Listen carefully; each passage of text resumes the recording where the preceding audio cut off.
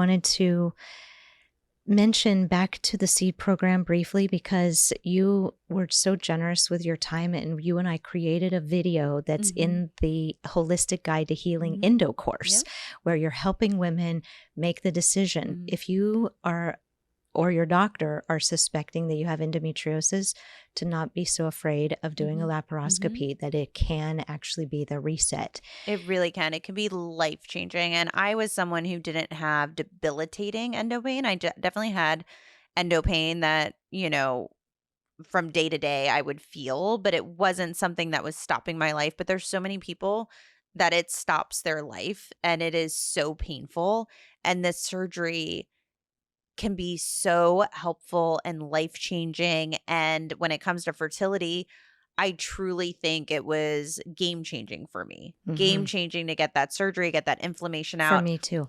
I mean, I went from, 4 retrievals, 1 that worked with 2 embryos that came out of it, but the other 3 were all failures, to getting a surgery. And the next retrieval, I got 6 normal embryos out of 7, and the 7th was a mosaic. So to me, there's sort of like, what coincidence is here? Like, there's a woman I worked with today. She couldn't make it past day 3. She went, she had laparoscopy. She couldn't get her embryos to be past day 3, 8-cell embryos. Today, she was in, and she has 8 fertilized that are in culture. Today is day 5. And while she was here, in the portal came the first one that's reached blastocyst. So now the other 7 are still in culture. She's never made it to that stage. That's amazing. So these small wins, do you remember the conversation about the small wins along the way? Yes. So for her, this is that small win moment of, oh my God. And she was crying tears of joy. Like, wow. Because like you finally make it, and you finally have a different result. But for me, that's why I'm not afraid of endo surgery. Like, I want to go back just to clean everything up now from everything I've been through. And now all of a sudden afterwards, I got an endometrioma. So that's a new thing I'm dealing with. But I was the person that was terrified and thought I would never get this surgery. And just going through it, it's not as scary as you think. It's definitely a big surgery, but it's nothing to be afraid of. And what you're dealing with day to day now is probably worse than any part of the surgery or the recovery. Right. Yeah. And the mental part, especially if you're going through fertility. Yeah. Not knowing what's going on in there. Right.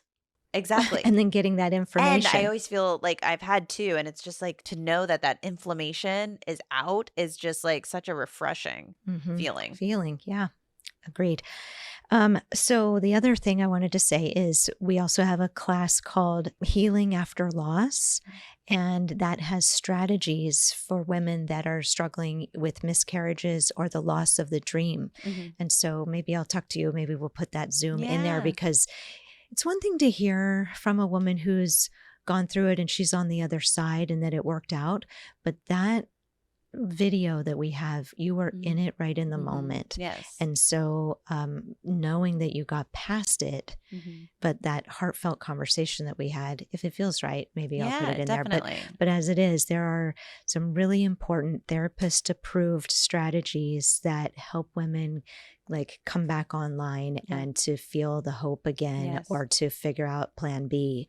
Yes. I mean, it really is. Pregnancy loss is, that pain is so unique and devastating. And especially when you experience for the first time, it's sort of like first heartbreak where you think like, is this pain ever going to go away? Will I ever be happy again? Will I ever, recover?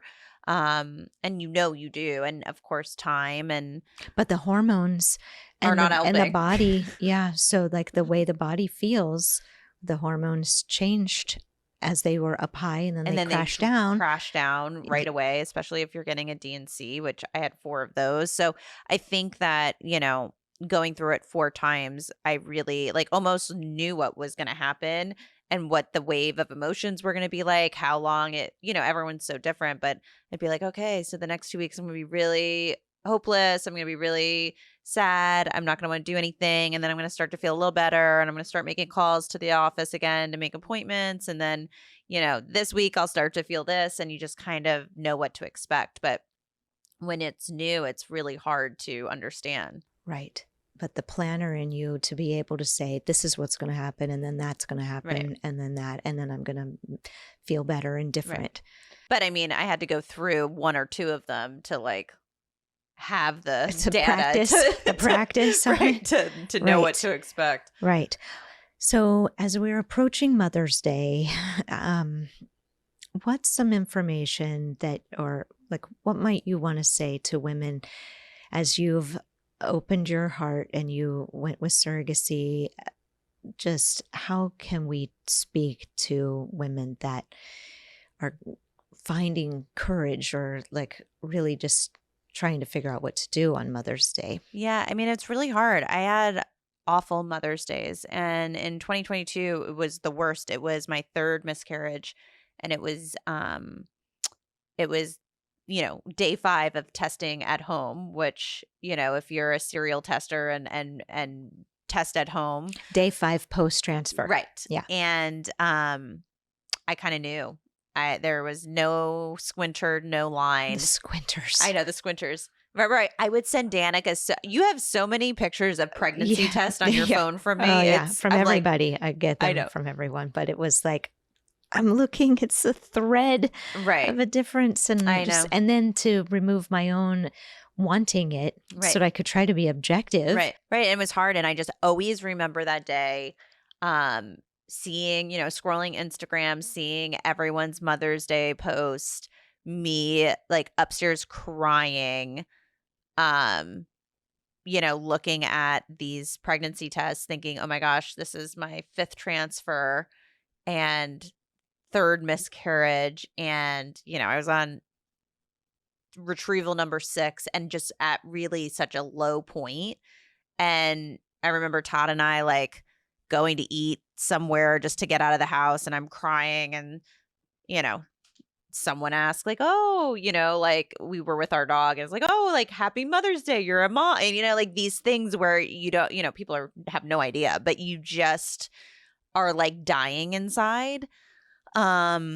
So I know that desperation. I know that feeling of, and that's a lot of what we talk on the podcast where, it's not jealousy when you're looking at all these other women. And I think it gets so misconstrued because, and then that's why it silences women even more. And they also probably lose friendships and relationships, and people don't understand them because, when you're going through this and it's such a long haul of a drive, like you don't want to go to baby showers. You don't want to look on Instagram and have to text everyone happy Mother's Day. Like that's hard, not because you're jealous, but because you just don't know if this is going to happen for you. And you just keep thinking, when is my time?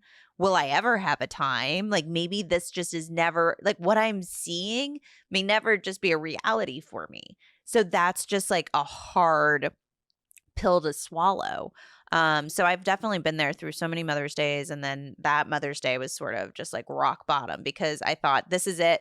Like, remember me and you were like, oh, like after all this time, like Mother's Day is going to be the day you get the positive pregnancy test. And it's like such a sweet, kismet moment. And it's just like, it's another kick in the teeth. Yes. I know. That's what infertility does. I mean, it just one after the other sometimes. So, but anyways, from this perspective now of being a mom, hopefully, because I don't want to be like, oh, just like it will work out. Like I hated when people said that to me. So like, I can't promise you that, but there's hope and there's a solid chance that it can. And, hopefully just my story gives other people hope to keep advocating for themselves, to keep looking for answers, because people had no idea what was wrong for 5 years for me till we finally found an answer. So, I think that, it's kind of surreal to be approaching this Mother's Day. I can only imagine. Yeah. And you're reaching it because you opened your heart and you opened your mind and you went as wide as you could with, and I do see that in the treatment rooms. I see that we are being asked to be as far out from our comfort zone as we can possibly be.